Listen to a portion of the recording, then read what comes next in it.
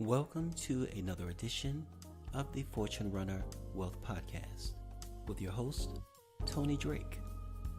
Thank you for joining me with another podcast. And this podcast is titled The Soul of Money. This is going to be a very interesting topic because I'm going to cover a lot of space. But in essence, the soul of money has a core. That core is the human consciousness and human activity. Money's soul is this invisible power that can carry a person from zero to countlessness through their own efforts, imagination, and initiatives. One's wealth equation is determined by one's imagination, one's initiatives, and one's ability to understand what it is and what problems they're solving in what industry. The soul of money is from the soul of humans because it's an artificial entity. It's a man-made construct, but we give it life and we make it a living entity, similar to the corporation, which was designated in the 1800s or late 1700s to be a legal person, not a real person, but a legal person. So it's interesting, once a guy was on the expressway and he was in the carpool lane, and he took his corporate papers, his corporation papers, and put the corporation papers in the driver's seat. And so when the police stopped him, it said, "Sir, you're driving in a carpool lane and you don't have another passenger in the car except yourself." He says, "Well, I have my corporation papers in the car and they are considered a legal person." Of course, he took it to court and he lost because he used the wrong instance to use the legal person. The legal person is only admissible in business transactions and business activity, not in domestic ones. So the soul of money is like a corporation.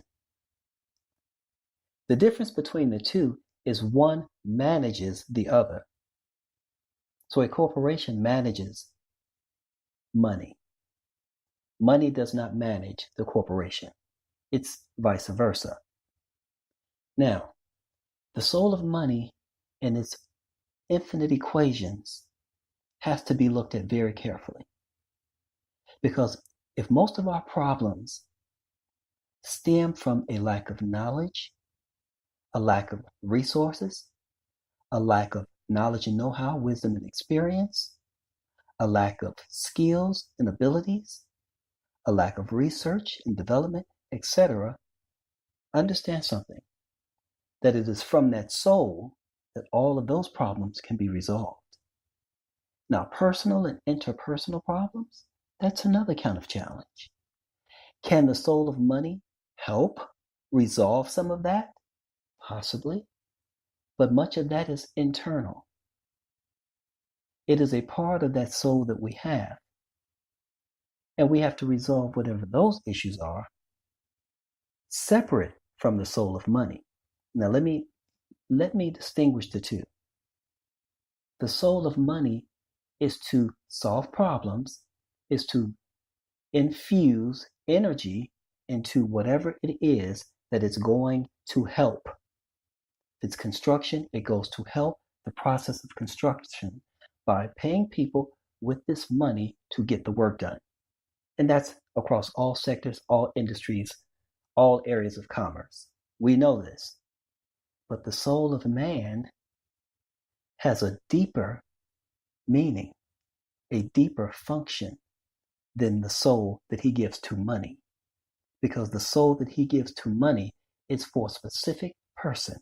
His own internal problems, issues, and challenges is something very different and is connected to the heart and connected to the mind.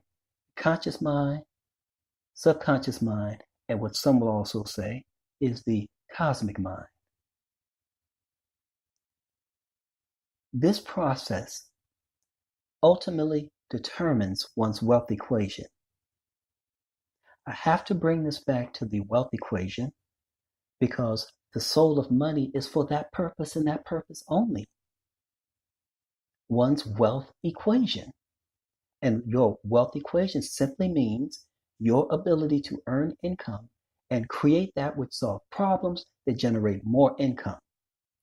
When you can convince someone that your product, goods, services, or information is what they need, then you will have been able to convince them what you have created and what you have to offer is the obvious choice.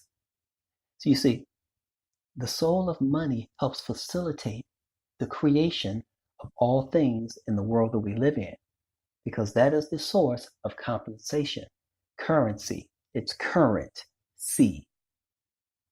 You see? It's current. Can you see it? This is what we're using to do all transactions, private and commercial. The soul of money. To unlock the secrets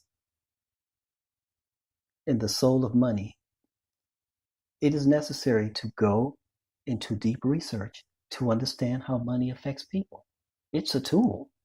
It's artificial. It's not even real. We give it life, like the corporation, like any legal entity. It's not real. It has no life outside of the one that we give it. It's just paper or digits or value that we've placed upon it and our belief and support in it. Credit is built from our belief in the soul of money. You cannot have a credit system without an underlying system that supports it and that's used every day by everyone, or there'll be displacement. You have to have something of value that everyone can agree upon. And currently it is fiat dollars, cryptocurrencies, in some cases, precious metals. The world basically agrees on those three. Now, we can use commodities such as land and real estate as assets, but you cannot spend it. You must have a currency. And currently, we have fiat currency, which is dollars, euros, pounds, yens, yuans, reals, rubles. We have cryptocurrencies. Listen to the word currency, which is the soul of money. We have Bitcoin, Bitcoin Cash, Litecoin, Ethereum, Ripple. The list goes on. Monero, Zcash. We can keep going and going and going. There are hundreds of them. Then we have precious metals. We have silver coins, gold coins, platinum coins, palladium coins. And all of them have a different value. But it goes back to the soul of money. So to crack the equation, the soul of money, go stand in the middle of it. How do you stand in the middle of the soul of money? That which money gives greater value to. Money gives greater value to the things that people value the most. And those are very expensive things.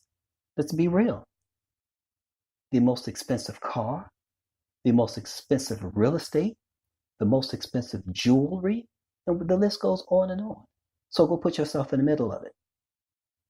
Go to a store where they sell the most expensive jewelry and just spend time in there. Let your mind become transformed, because while you're in that environment, your mind is changing. You go there deliberately to get your mind to become altered, synaptic changes in the brain. Go drive a $300,000 car and make sure you take plenty of pictures of yourself driving it. Change the synaptic activity in the brain. Start to change the chemistry of your experience. Remember, the mind can only react to what the mind can imagine.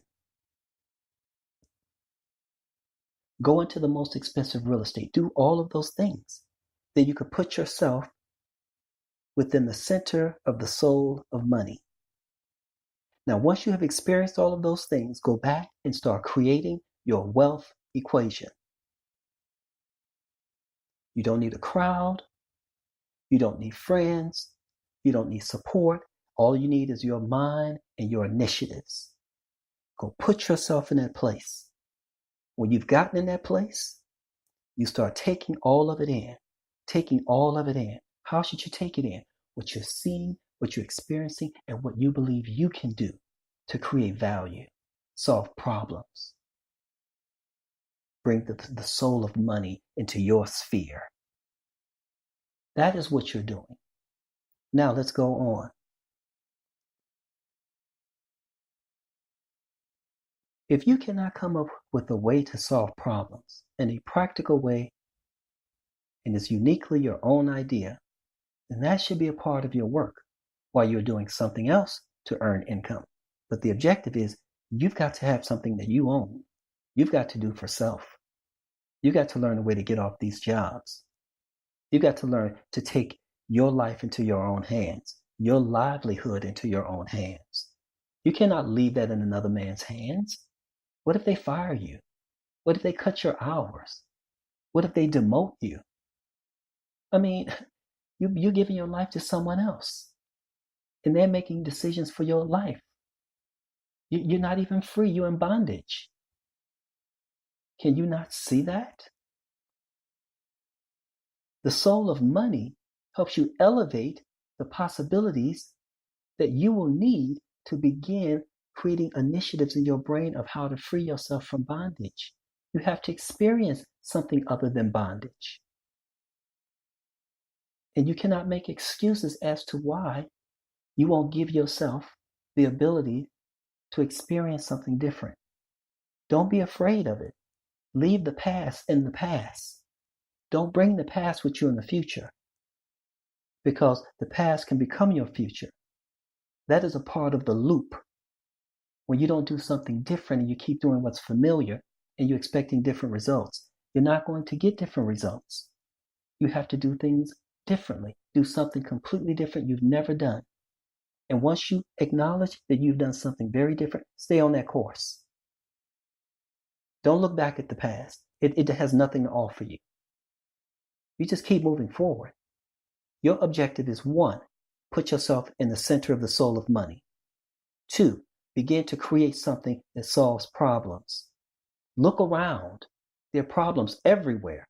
In fact, you can do a Google search and ask, what problems need to be solved in the car industry, in the cryptocurrency industry, in the music industry, in the entertainment industry, in the sports industry, in the medical industry, in the gaming industry. Just find something that you know you can do and research it.